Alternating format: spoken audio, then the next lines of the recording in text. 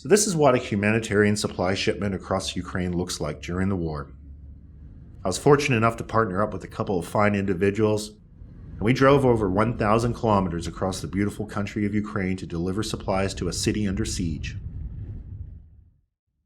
Kharkiv. And we would then return to Lviv the following day. I had the opportunity to share this journey with Ben and David, two individuals who I would never have met if we weren't in Ukraine for the same purpose. That is doing whatever we can to help this amazing country overcome Russian aggression and everything that comes along with it.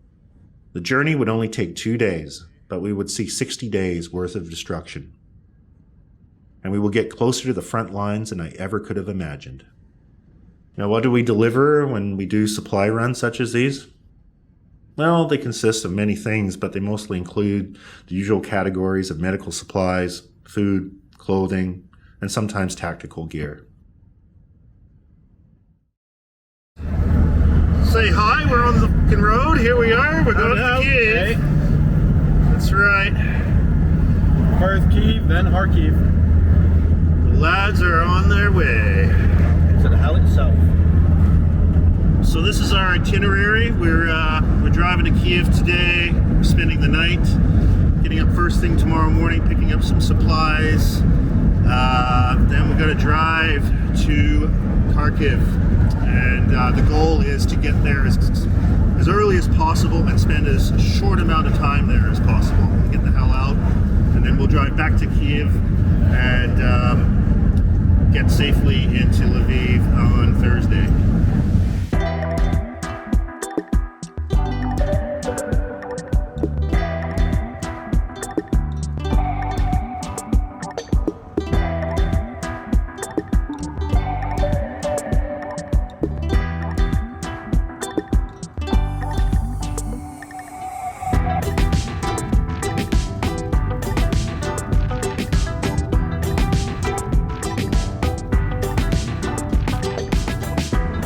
I think it's time to introduce everyone to the crew. You know who I am. This is Ben. Say hi, Ben. Hi all, my name is Ben. I'm from the UK, and I'm a medic / humanitarian worker / security advisor. And over here we have David. David, where are you from? What's your story? I'm from the States. I'm a basic medic. I help work on the cars. I plan routes, just generally what's needed. That's about it. There we go. So we're just having a really interesting conversation about Lviv croissants. If you've been to the Ukraine, I'm sure you know about Lviv croissants. It's seriously the best place to go in Ukraine. What were you saying about having going to heaven and something? So when I first went to Lviv croissants, I went there and had the cheeseburger croissant. I felt like I died, got to heaven, had sex with God, got reincarnated and died again. It was that good. It is that good. Yeah. So it looks like we are now officially, for all intents and purposes, part of the convoy. So might take us a little longer to get to Kyiv than we anticipated. Our mate Ben here is going to give us a little demonstration on how you use the, what is it called? The Johnny Wee? The Johnny Wee. device? So if you're on a long convoy and you're desperate to go to the toilet but you can't stop because you're not in a safe zone, you basically got a little thingy here called Johnny Wee. Basically you pee in it and it dissolves it basically, and yeah, it gets rid of the stink apparently. Yeah, it gets rid of the stink and makes things a lot better. So if you're in a hot zone and you can't pull over, just get a bit of Johnny Wee and pee in it. We have two, just in case. Yeah, we might be using those in this trip. It's possible. Oh, that is very possible. But it's 3 of us, so I don't know how that's going to work. That's okay. Dave's only got he's got child's bladder, so it's all right.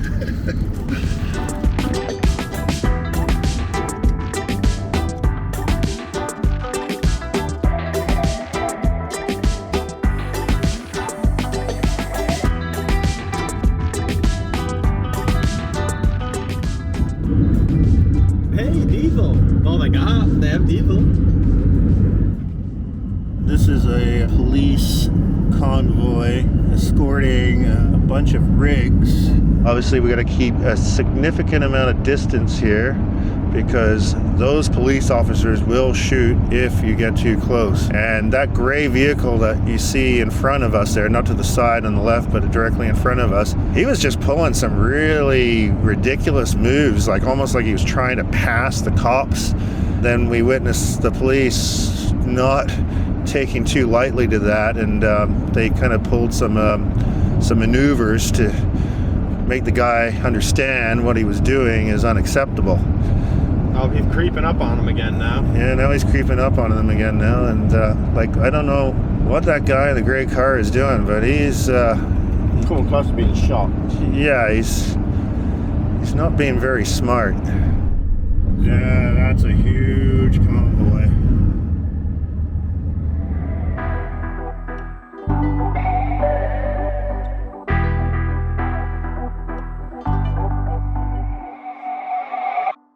Right, so we made it into Kyiv.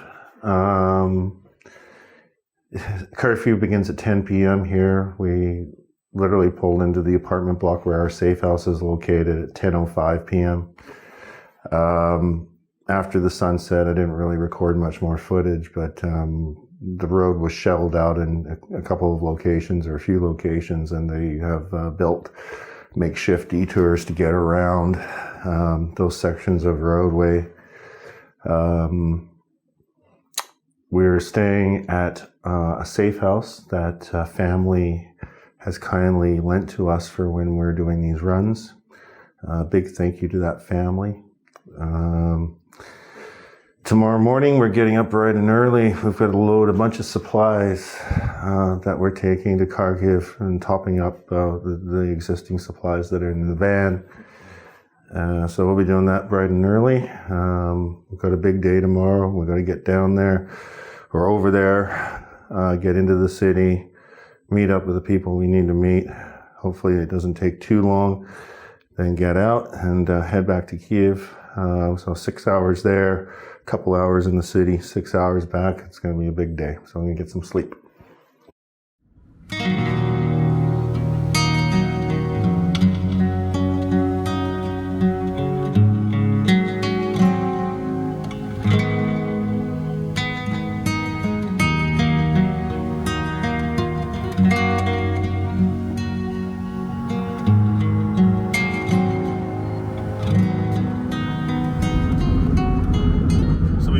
Through the main checkpoint, leaving Kyiv to the east, and you can see the lineup of vehicles trying to enter the city. Most of these are displaced people, we would imagine, coming from Kharkiv and south of Kharkiv through the Donbass region. Like, that's hours and hours of wait.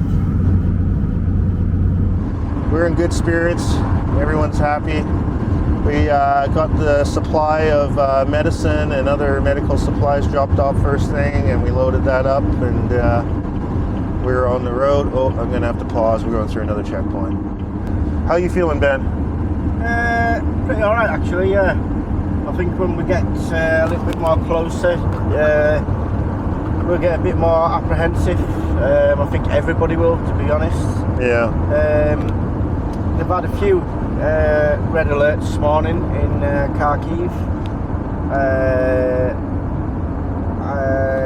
No missile strikes as far as I know, but there's been a few red alerts. Hopefully the weather's nice today. We'll hopefully have a wonderful day. David, anything to add? Not really. We got, about 3 hours sleep. We didn't bad, all things considered. No, the safe house was good. Oh yeah, the safe house. Safe house is great, super comfortable. I was really impressed. Yeah. Oh, Dave stunk the place out with his diesel. Mad, yeah. Yeah. I had to. I was trying to wash some diesel out of my pack using dish soap. It didn't work too great. Oh well. Yeah, it happens. Yeah. We got some energy drinks. They were at a gas station. We were able to get 20 liters of diesel, which is good. Rationed. Yeah, it's all rationed here. Yeah, 20 liters is good. We've got enough diesel to get to Kharkiv and back to Kyiv if necessary. We're actually approaching that airport here. I wish I could remember the name off the top of my head, but anyways, that's the airport that the Russians occupied for. Blew up that big plane, weren't it? The world's biggest aircraft. Yeah, the That Antonov or whatever? yeah, Antonov, yeah, that's right. With the pride of the Ukrainian Air Force, they blew that up. Yeah, so beautiful aircraft, those Antonovs, beautiful. Okay, so here on the right we have the Boryspil International Airport. Oh, look at that. You got Hercules over there. Got a load of Hercules aircraft and Oh, and then we got a large. military convoy. I'm stopping recording. Putting my armor on a little earlier than I anticipated. There was a strike near Poltava just 15-20 minutes ago. Life on the steppe of Ukraine. It's very beautiful. It reminds me a lot of Michigan, except the road is actually better, which is impressive. Yeah, apparently the Michigan roads highway system shitbox. Yeah, beautiful highway in the locations where the craters are not located from the shelling. You can definitely see tank tracks on the highway and vehicles shot out on the side of the highway that they probably use for target practice. So we're just constantly monitoring the sky for rockets, missiles. They could come basically anywhere from that direction all the way down. That vehicle there, bullet holes all over it. Another vehicle. Oh, and then we just passed another vehicle with bullet holes all over it. We're approaching Poltava,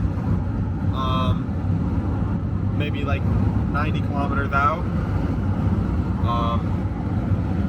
Yeah, we pulled over at a gas station, and the clutch on this thing's wild, so Justin took over. How's the clutch? Clutch. Yeah, how's the clutch? The clutch is a little weird, I have to say, but it's I've gotten used to it. Yeah.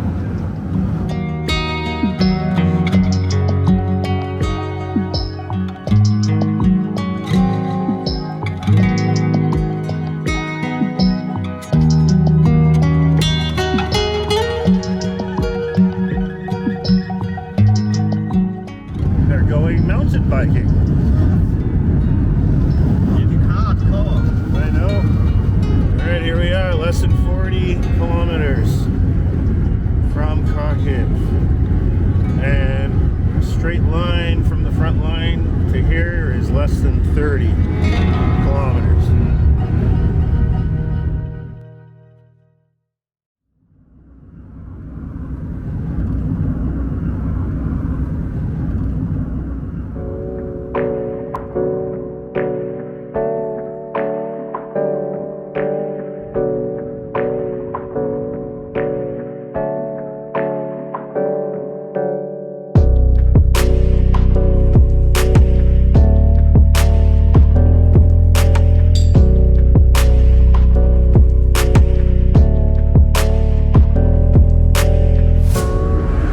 That's the city council building. Destroyed.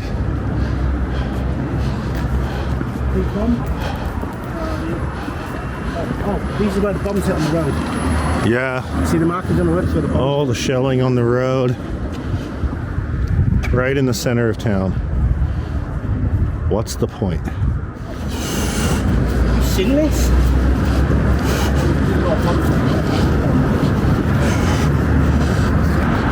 It's a shoe shop. It's a shoe shop. This is a base of Sniper. Really? Yeah. This is a mall. Huh? This is a mall. Mall? A mall, this. Shopping center just destroyed. A shopping center. What does Putin gain from blowing up a shopping center?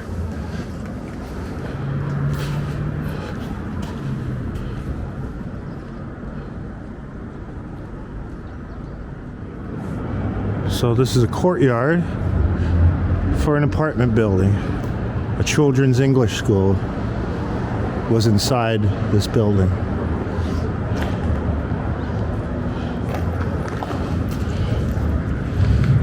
So I just found out that this happened the first week of the war.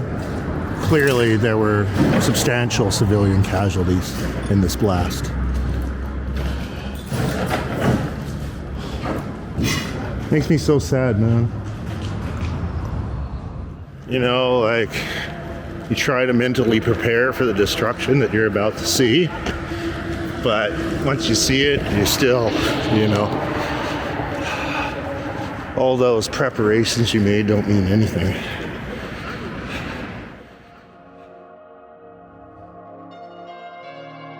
And people are still living in these buildings.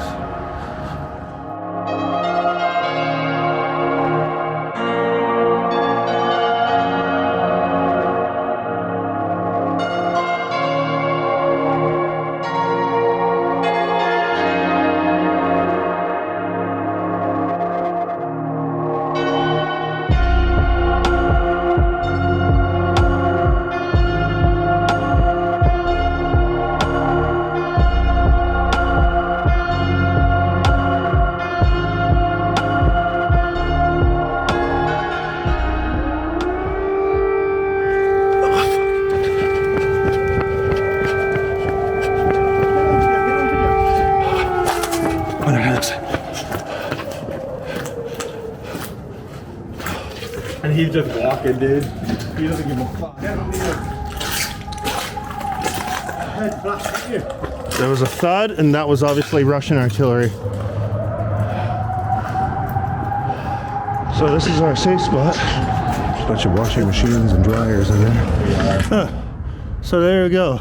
We were taking cover under a McDonald's, and all we hear are thud, thud, thud, thud, thud. Man, I wish I could add a note on my phone. Hear that? Shit, yeah.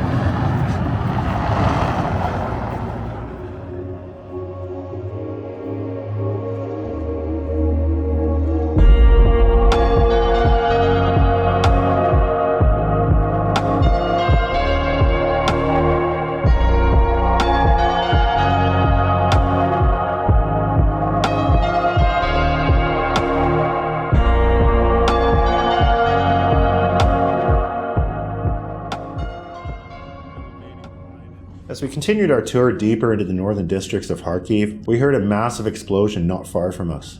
It was a missile strike on what we ended up finding out to be an automotive repair shop. David, an EMT in training, was eager to help on the scene, but with a large contingent of police vehicles already on the scene, it was determined that this course of action was probably not advisable. We found out later that unfortunately one person died in this strike. After we dropped off the supplies that we were tasked to bring to the city, we were fortunate enough to have a contact of Ben's give us an escorted tour of the city. It also gave us an understanding of what more needs to be done in a city that has borne witness to unspeakable war crimes committed by Russian forces, and as humanitarian volunteers, this is extremely important. Our next two stops are the ones that really affected me, and I know they did the other guys as well. We stopped at an apartment complex that was severely damaged as a result of shelling within meters of the front of the building.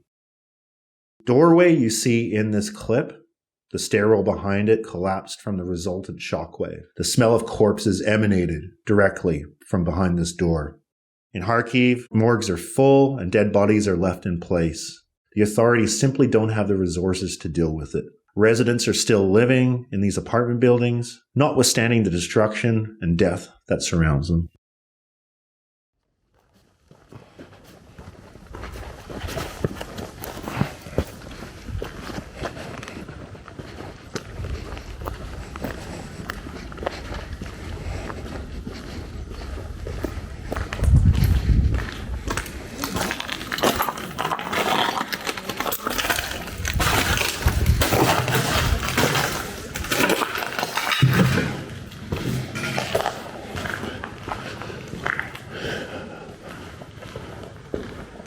Supermarket.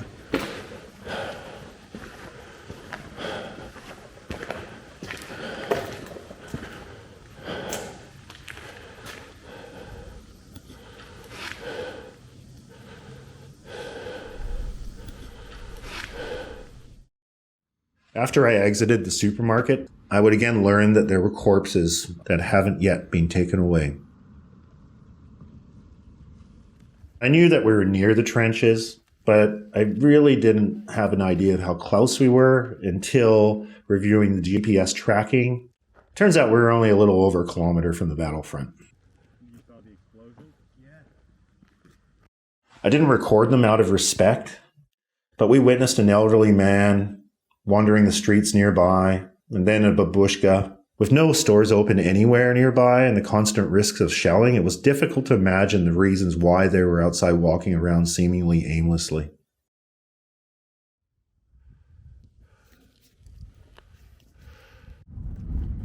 On our way out, we had to pass what appeared to be a couple of Polish PT-91 tanks. Through the dust they kicked up from the roadway in their wake. Now, these are just monstrous machines. Their engines thundered as we passed them, even though they had come to a stop and were idling. The smell of diesel and the oil filled the air as we passed by. Day 3 of our mission. So the three of us have been just really trying to come to terms and kind of process what we experienced yesterday in Kharkiv. It was a mixture of death and destruction and just some of the most tragic things I've ever personally witnessed. And I think it goes the same with Dave and Ben. So yeah, we're just being really kind of talking about it amongst ourselves and figuring out what we can do, maybe, you know, just to first process it within our own minds, but what we can do on the ground there when we head back, because there's just so much that needs to be done. And I know the global community is talking about reconstruction, and yeah, that's important, but honestly, there's just so much that needs to be done there right now. We saw elderly people just walking the streets, not knowing what to do. Like, how do they survive day to day? We have no idea. Yeah, I was going to pass it over to Ben, pass it over to David. They can share their thoughts.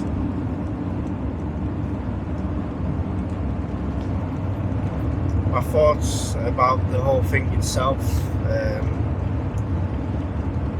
None of the things we seen yesterday were military targets or infrastructures. They were all civilians targets, schools, buildings, homes, apartment blocks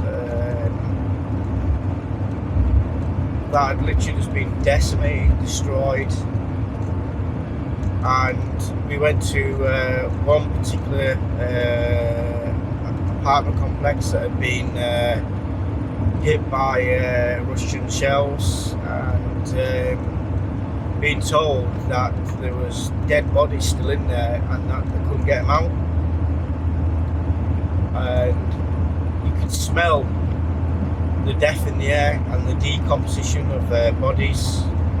You could smell, after the shells had landed, you could smell like the explosion in the air. You could smell everything.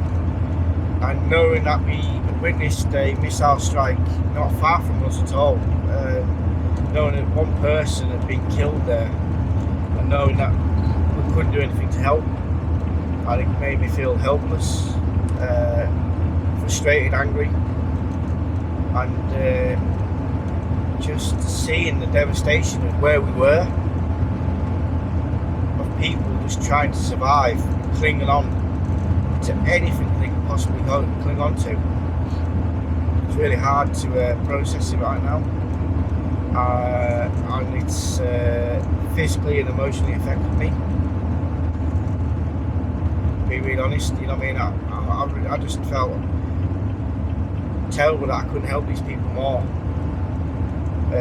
We were shown some really serious damaged places yesterday, and we were not that far away from the front line itself, only about, I'd say, less than a mile away from the front line. Yeah, at least probably, you know, I would wager there were places we were only 3/4 of a mile away from the actual trenches. And seeing the destruction which was being fired at innocent people, and not even one of them is military, not one. It's affected me big time. I'm finding a hard time to process it. I'm going to pass you on to Dave.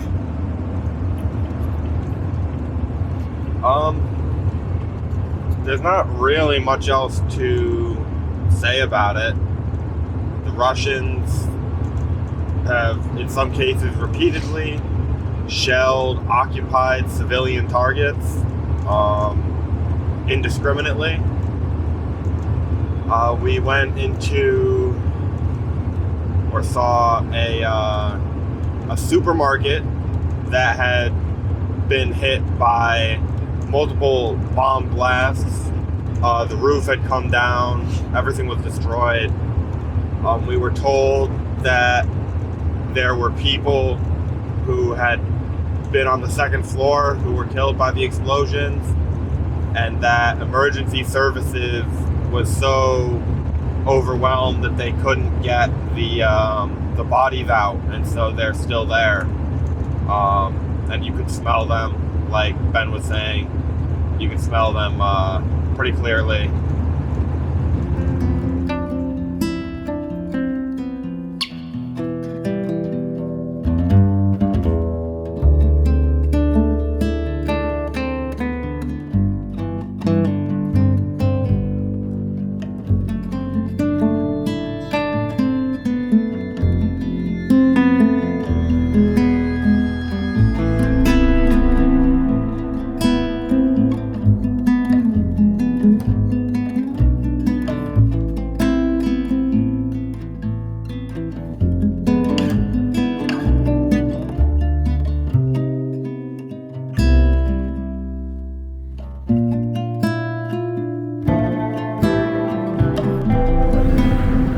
Russian tank.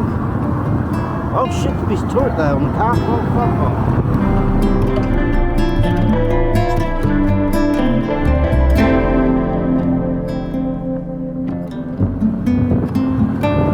Oh, this is all fresh. Shit. There's a tank there.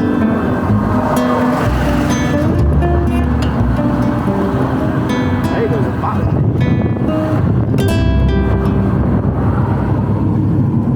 See on the road where all the cluster ammunition's hitting, you can see all the shrapnel marks. Houses physically destroyed. All the way along here, the Russians have literally just bombarded and bombed and bombed and bombed. All civilians.